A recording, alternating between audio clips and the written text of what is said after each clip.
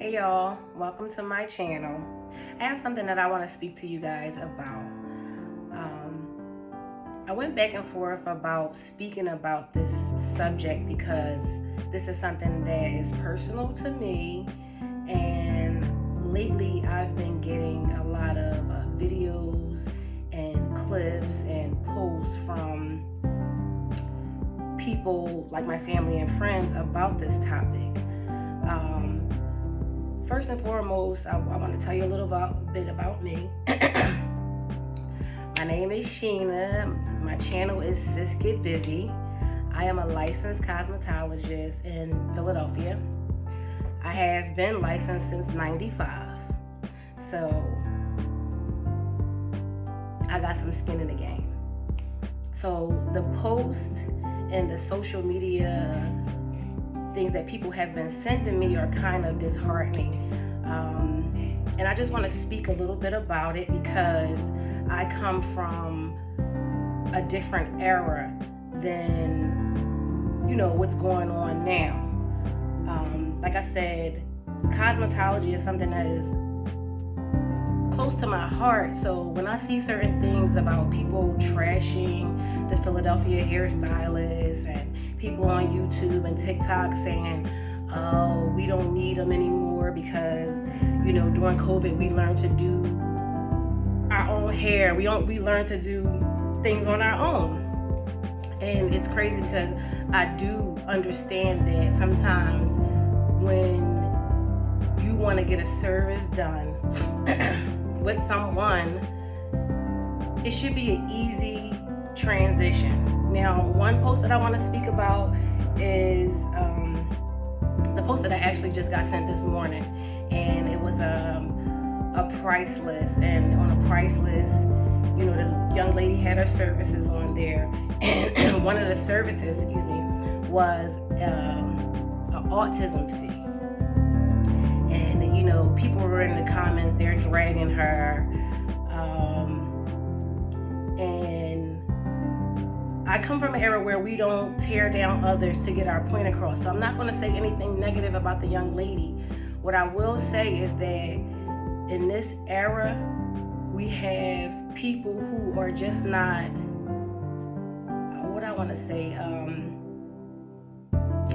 sensitive, and we kind of speak about things from a frustrated point of view. If I'm speaking from a hairstylist, from a cosmetologist standpoint, no way I would ever have that on my price menu.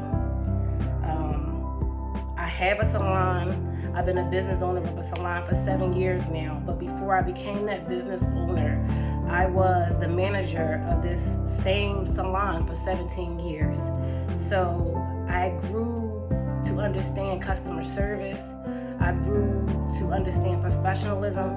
I grew to understand both sides as being a stylist and now a business owner. Over the years, I've learned so much about personability. I learned about having boundaries, which I think a lot of people lack in this business. And while some of my clients are my girlfriends, they have been my girlfriends before doing hair, where they became my girlfriends while, being a customer.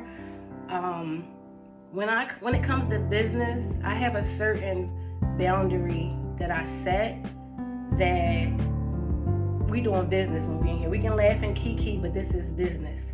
So when it comes to someone putting something on a price list that has something to do with someone's disability, that's a no-no. I don't know. I do understand working with children, and children with disability may take longer, may be a little bit more frustrating, but no way, shape, or form should I, as a person, like a human being, charge you more for working with working on a complicated situation. I just think maybe she's not the right person to work with that clientele base. So in my business, I have 12 stylists from all ages. While some of them may not do certain things, I have certain people who would love to work on children or disabled people or seniors or the wigs, or do certain things.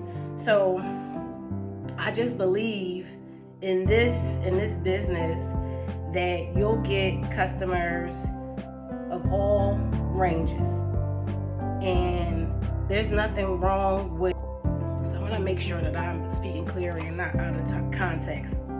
Whenever I'm doing videos or doing public speaking, I always get nervous. My thoughts kind of get ahead of themselves, so I start getting off task a little bit. So you'll have to excuse me if I get off task. So I don't want to do that, because right now I kind of just want to touch on where our business is actually going. If we allow certain people to speak up for what cosmetology represents, then people like me and the people who handle business, or that really get into doing what we do. We love our field. We love working with people. I don't want a frustrated person coming on a live or coming on someone's comments saying that the hair industry is dead. It's not dead. I'm sorry that the people that you have encountered have not been great people, have not been the person for you. That's just unfortunate. But don't give up on the cosmetology industry. There are people who care about hair. There are people who care about people who will take time out to give that consultation, figure out your goals with your hair, strong enough and supportive enough to let you know the things you can and cannot get, because that's a conversation for later. Sometimes the expectation may be there, but you may not be able to get certain things. And in this world that we live in right now, everyone's so quick to run to social media to express their frustrations, and it's tearing our industry down, from both aspects, from frustrated customers, from frustrated stylists. And I get it, because I'm on both sides. I'm a customer of someone, and I am a stylist as well, and then a business owner, so I catch it from all angles, but still try to put my best foot forward to be the best person, try to give the best version of me every day. And this is why I'm able to service customers for more than 20 years. The same people have been coming to me week by week by week, or every 2 weeks, the same people.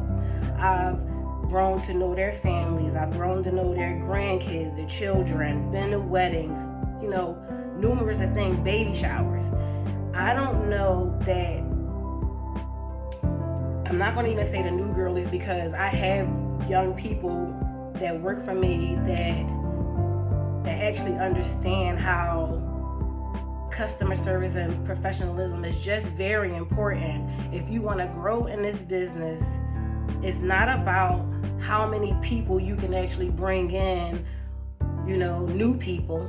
It's about the people that we can retain week to week, because those are the people who actually build our lives. These are the people who we depend on, they depend on us. So we're in a service providing business, and I think people should understand that providing the service, there are certain things that you can and cannot say, you can and cannot do. I'm not trying to take anything away from anyone who, is strong on I am who I am, and this is how I am. A lot of times, this is how I am is going to keep you where you're at, because they always said the customer is always right. And I know it sounds crazy, because now with social media and the way things are, some people may come in and just want to be, a person that doesn't want to be a good customer. They may just come in and just want to get on your nerves, and that happens. Not often, because with me, because I'm so strict on how I run things, I don't have time to cater to chaos. Like, I'm not catering to chaos. When we come in, there's a consultation. We're going to figure out your goals. What is your expectation? And then I'm going to give you the reality of your expectation. We're going to talk about cost in the beginning. You're never going to get up out of the seat and be hit with $1,000 bill when you're done. You're going to know before you have a seat in my chair, because this is how business should be done. Now, the other thing that I want to speak about is the deposit fee. Now, I grew up in this industry where deposits wasn't something that we did. We didn't do deposits when you made appointments. Over the years, deposits has become a situation where people need to, I guess, lock in space, or maybe it just, the people that they're dealing with, that they need to get that money from them immediately to know that they're going to come. Now, in my salon, we do not do deposits for all services. We actually last year just started implementing deposits for braid services and weave services. And I'm going to touch on that a little bit only because after COVID, our time is different. The way everything is set up is very, very, very different. We're more appointment based. Now, while we do take walk-ins, we do take appointments.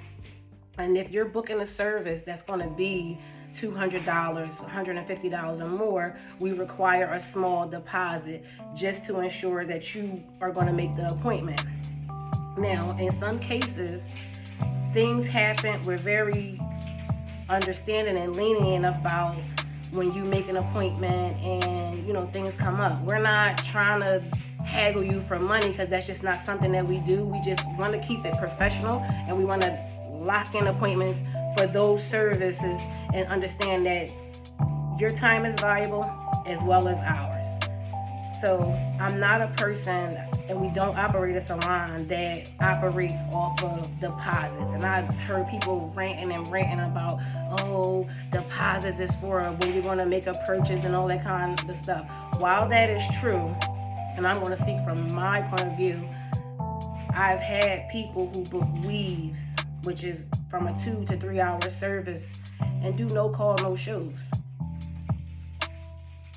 I think that's just not okay. And, like I said, I like to keep everything professional. After that's done so many times, yes, people do become frustrated.